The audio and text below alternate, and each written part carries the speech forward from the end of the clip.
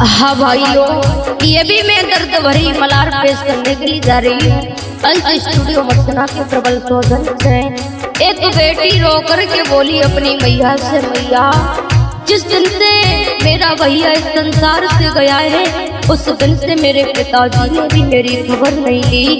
और रो कर के बोली, मेरी मैया भैया की याद सतावे, बाबुल नैया में बुलावे, माई के कियावे मोको याद है।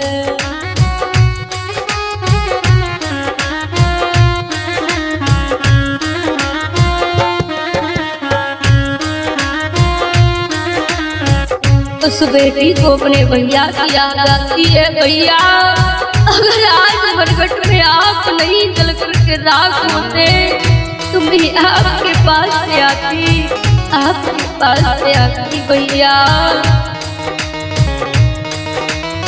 एक बार आ जाओ, एक बार आ जाओ।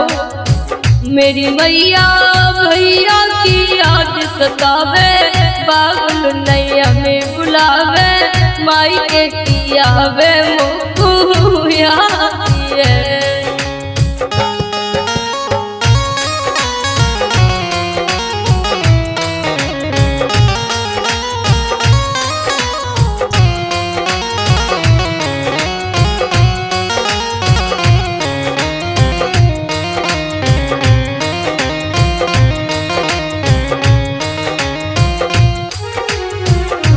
और मैया के दे बाबुल से मोई जल्दी ले आवी।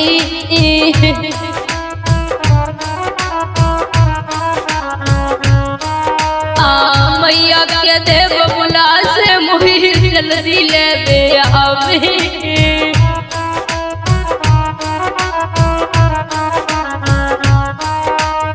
मेरे छोटे बिना किया, मेरे छोटे बिना की मोई मैया याद सतावे, मैया भैया की याद सतावे, बबुला नहीं मोई बुलावे, भैया की आवे मोको याद।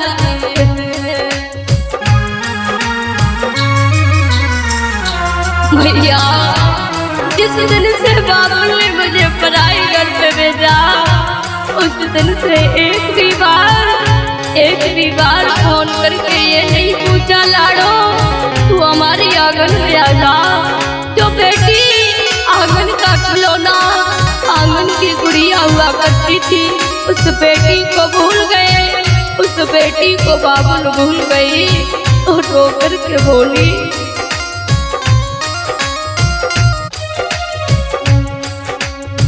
मेरी मैया भैया की याद सतावे, बाबुल नहीं लेवे आवे, माई के कियावे मोको याद है।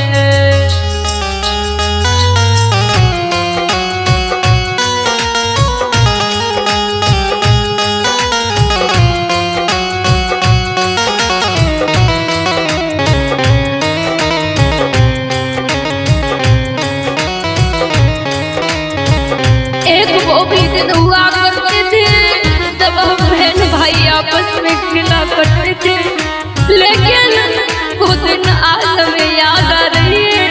बाबुल आज मुझे याद आ रही है।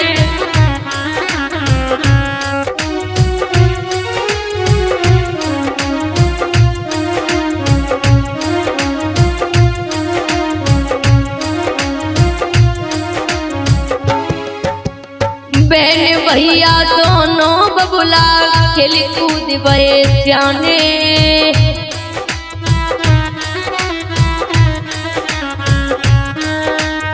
बहन भ्रात दोनों आपस में आई खेल कूद बड़े सियाने।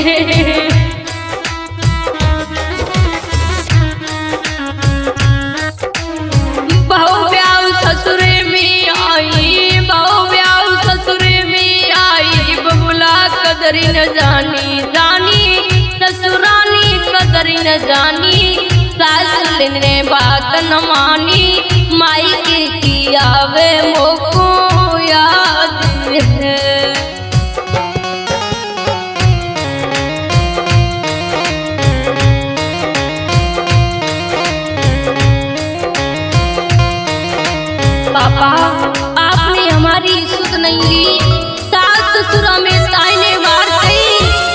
दिन से आई है, उस दिन से तेरे पियर वालों ने, तेरे माता पिता ने तेरी कोई सुध नहीं ली। अब बड़ा कष्ट होता है, बड़ा कष्ट होता है।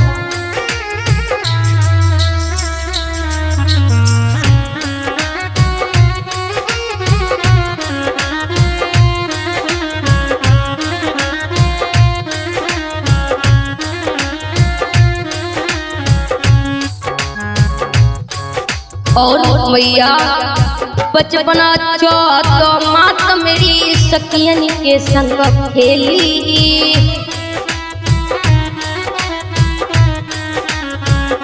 उन दिनों को कैसे दिलाऊं।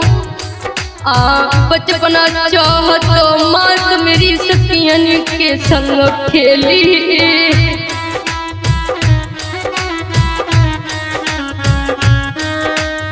ना हो तो मेरो ब्याह मात मेरी, ना हो तो मेरो ब्याह मात मेरी, ना ससुरे को जाती मैया दुख को तो मोई तनो दूनो।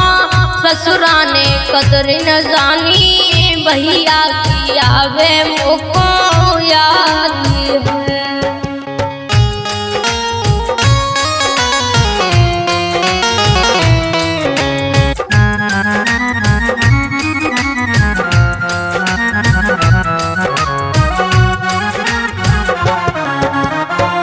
अगर तू हमारी शादी नहीं करती तो ये दुखों का सामना तेरी लाड़ों को करना नहीं पड़ता। और मैया तुझे ये भी पता है, अगर मेरा भैया होता तो मुझे दुखों का सामना नहीं करना पड़ता। मेरा भैया मुझे जरूर लेने आता, जरूर बुलाता, इस बहन को भूलता नहीं। और रो कर के बोली मेरी मैया, भैया की याद सतावे, बाबुल नहीं लेवे आवे, माई के आवे मोको याद है।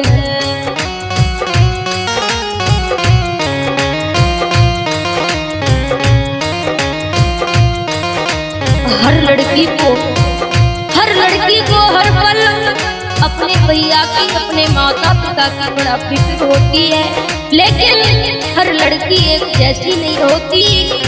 वो लड़कियों को जाकर के पूछो, जब ससुराल जाती है माता पिता को छोड़ के जाती है, और ससुराल में जाकर के माता पिता की याद उन्हें हर पल सताती है, हर पल सताती है।